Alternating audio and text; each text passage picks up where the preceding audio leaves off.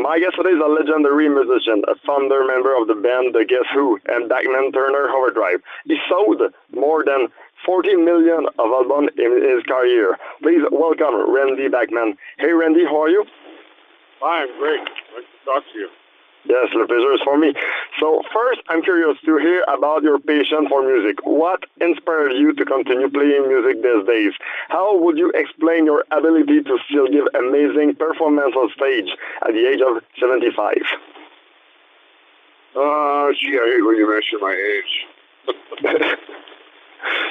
I started when I was 5, and so it's been part of my life as long as I can remember.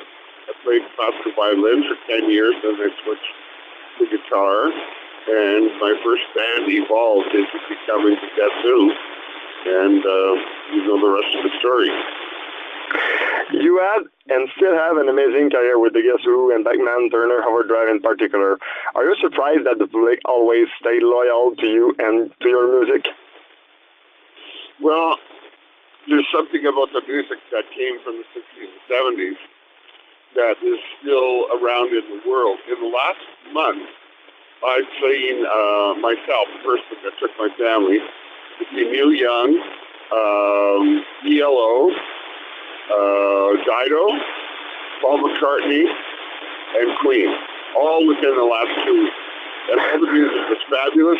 It's all the soundtrack to our lives, and I feel like I'm the soundtrack as well to many people's lives. So when you come, you hear music from the late 60s right through the late 70s. I'm still making music, and so are they, but it's the old songs that you grew up with that bring back so many memories to everybody of happier times. I mean, the happier days always seem to be behind us because nobody knows what's ahead. So you always look back and go, oh, those were the days way back then, and the music reminds you of it. One thing is cool with music is, it's a music from 60s, 70s, but I think a young boy, young girl, 8, 10 years old, can hear this music and love this music, but it's still old, but it's still very good. Well, it's because it's melodic and everybody can sing along to it. I mean, we sang along to every ELO song, every Paul McCartney song, every Queen song. I mean, everybody knows all the songs, so it really is fun to be able to go on stage and play music and have the audience know almost every word and every note you're going to sing, and they really enjoy hearing it. I read that you can't read music very well when you start this bit, this incapacity. You have the ability to play a song very well after only one listening. How did you compose with this disability through your career? I think sometimes reading music is a detriment because you have to read what somebody else put on paper. They might have written the song 50 or 100 years ago, 200 years ago. And that's what classical music is. To be able to hear a song and remember it and play it, here's what I think. If I can remember it, other people can remember it. So when I get to write a song or play a guitar solo, I think of it in my head. First, I make it up in my head. Then I play it with my hands. The melody that's in my head, and I figure if I can remember this, everybody can remember it. To play something that's mechanical, to just hit a whole bunch of notes and play too many notes, people can't remember it. And when you're learning to play piano, what do you learn first? Dun, dun, dun, dun, dun, dun, dun, dun. You know, it's something like a little star, or something like that, right? You don't learn Rachmaninoff right off. That's too many notes. It's too complicated. So think about popular music. That's what it is. Pop music is popular music. It's popular for one reason. Everybody can sing it. It's the most popular thing they could do. And then classical rock has become the new popular music. Everybody knows it. So I'm happy to be in that genre. And I'm the same age as Brian May and Paul McCartney and Jeff Lynne and Mick Jagger. I mean, we're all happy to be. You know, I was with Neil Young a month ago, and I've known him since I was about 15. And I said, you know, isn't that amazing that we were teenagers in Winnipeg and we all started? He said, yeah, it was really incredible. Then we lived to play, and now we play to live. Simply true. The next question is, which movement or which artist influence your music style when you are young? Well, basically, I played, like I said, I played classical violin, and it was very restricting, and I didn't know what I was playing because I played by ear. And when you play by ear, it's great when you play alone. But when you play for the symphony and they all playing by notes, it doesn't work. And so the day I quit violin, I had auditioned for the Winnipeg Junior School Symphony. Okay. There's about 80 kids playing in the symphony. And when I realized I couldn't read the music, but in front of me, like they could, I was in tears, because I've been playing for like 10 years at that point. I went home, and my mother said, "What's wrong?" And I was crying, and I said, "I don't know what I'm doing, I quit." And that was on a Saturday morning. The next day, on Sunday, I was watching television in my living room, and Elvis Presley came on. And I said, "What is that?" And my mother and my aunt was there, and they were screaming at me. So, "Why are you screaming at me?" They look at him shaking along, Elvis. And I said, "What is this?" They said, "Oh, that's called a guitar. That's called Elvis Presley, and that's called rock and roll." And I said, "I want to do that. It's so wild, it's crazy." So I got a guitar and started to play. And then a few years later, maybe 7 or 8 years later, same thing, you're watching Ed Sullivan on Sunday night, and the Beatles are on.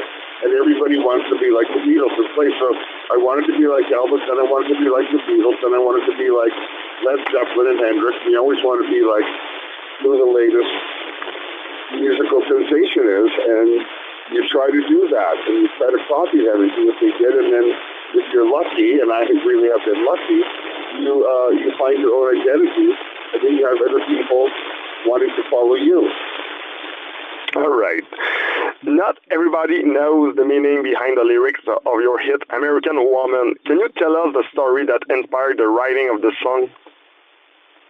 Well, we had been, we're Canadians living in Winnipeg, Manitoba, and we had what was called a green card at the time, which means you could work in the States. So we had a green card, but this was the late 60s. The Vietnam War was going on, and they were drafting all the young men in the country. If you had a green card as well, even though you're Canadian or British or whatever, you had a green card, that meant you could live in the USA, they work in the USA, they tax in the USA, and be drafted by the U.S. government, given a helmet and a rifle, and sent over to the jungle for Vietnam to fight. When we found that out, they tried to draft us. We came back over the border into Canada. We went to play a place in Kitchener-Waterloo, Ontario, and we were taking a break. I was changing the string on my guitar, and when I put the string on my guitar, I started to play these notes on a guitar. Dun, dun, dun, dun, dun, dun, dun, dun, dun, dun, dun, dun, dun, dun, dun, dun. The whole audience looked at me. I was on stage alone, but they said changing a string. And the whole band ran on stage. And Bert Cummings came on stage, and he said, "That's a great riff. What is it?" And I said, "I don't know. Let's keep playing it." We kept playing it over and over. I finally yelled out to him, "Sing something. Sing anything." And he sang, "American Woman, Stay Away From Me.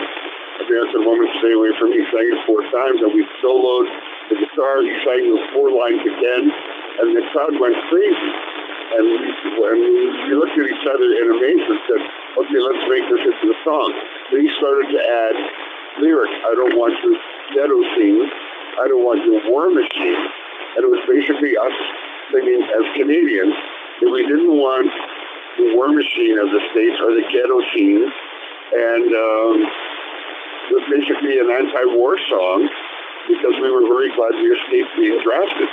And then it became a #1 song in the States and the world before the DJs in the States realized it was an anti-war song, because they could not play any anti-war song.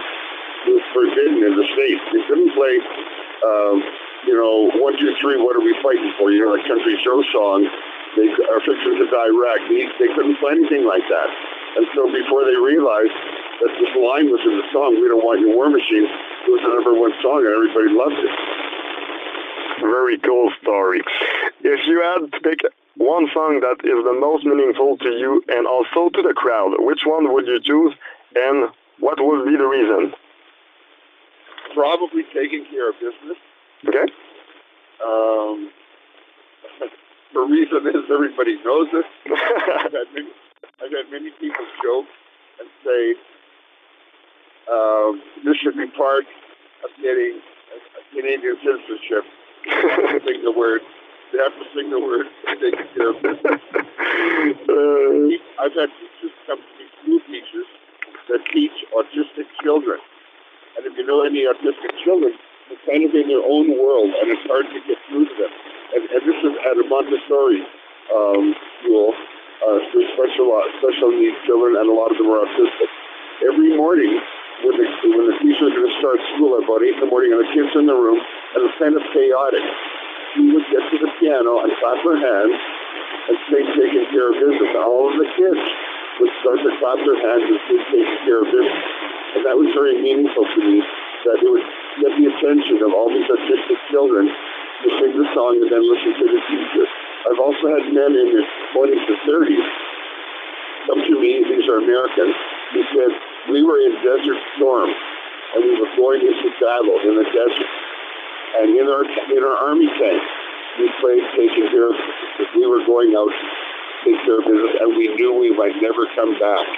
And that was very touching to me, that this was a battle cry for these guys. And also in 911, after the wreckage in New York City at the Twin Towers, all the firemen, all the police, all the first responders, their song, the rescue song they played, when they were taking apart the wreckage and pulling out all the bodies and stuff, was taking care of business. So that song is like an anthem for me in so many ways, but it's so fun to play, and the audience plays along, and things, because it's about the average man getting up and going to work, and no matter what your job is, whether you're a plumber, a doctor, a fireman, or a policeman, or a teacher, you are taking care of business. Cool to know that the song has so many ways. Next one, you are a rock legend and you receive a lot of honor through your career, such as the title Officer of the Order of Canada. You were also inducted twice in the Canada Hall of Fame. Which one of this honor made you the most proud? Well, they're all kind of the same. They're kind of like accolades from the government or something. The most special things I get are Father's Day cards. Right. On Father's Day, with my children, and even get this to my grandchildren. Saying, thank you for being such a good dad. Thank you for being such a good dad to my mother, because these are from my grandchildren. Thank you for being such a great granddad. You rock. And to get something like that from your kids and your grandkids is really, really special. Next August 24th, you will be performing in St-Joseph Beauce, Quebec, Canada. What does the Quebec crowd mean to you? Well, coming from Winnipeg, it's really amazing to play in Eastern Canada, and especially in Quebec, because it's pretty much like playing in another country. You know what I mean? Everybody speaks a different language, and to have them come there and enjoy my music is really special. Have you heard of the artist Yuan Yuan? Do you know him? Yeah, Yuan Yuan. Yes. He drove yesterday from Quebec City to me here in Toronto. I wrote 3 songs with him for his new album. He got here at 5 o'clock in the afternoon. By 7:30, we had written 3 songs for his new album. He thanked me very much. He got back in his car and drove all the way back to Quebec, where he's still on tour. He had 1 day off. Amazing. He drove all the way here, and he's a really wonderful guy. He's got that really big, deep voice. To me, he's kind of like the Quebec Bruce Springsteen, Johnny Cash, like this together. Wow. And it was a thrill for me, for him to think I was such a great songwriter. And he just sent me a text early this morning at 5 o'clock this morning saying, Mr. Bachman, thank you very much. You are the best songwriter. You've got more ideas than anyone I've ever written. Your songs will be in my new album, and I hope we can continue collaboration. So that's what I like about him, and that's what I like about Quebec. I'm looking forward to coming there and playing for this new audience and appreciate the fact that they like and they know my music. Just to close, Randy, what can the crowd expect with your show in St-Joseph? Every single hit song that I've been associated with will be played. Well, when I saw Jeff Lynne 3 weeks ago, he played 35 hit songs. Wow. When I saw Queen, they played, 25 hit songs. I will be playing 2 dozen hit songs that everybody knows from my first hit, Shaking All Over, The Bee's Eyes, Laughing, She's Come Undone, No Time, No Sugar Tonight, American Woman, Let It Ride, Hey You, Taking Care of Business, Reaching Nothing Yet, Looking Out for Number One, Four Wheel Drive. My son is in my band, Al. He had a big hit called She's So High about 10 years ago. He's in my band. He sings She's So High. So we have like a newer hit. We'll find her from the 70s. This is from the 90s. So we have a great show, and we're looking forward to coming there and playing for everybody. Randy Bachman, thank you for your time. It's an honor for me to talk with you today. Thanks. See you soon.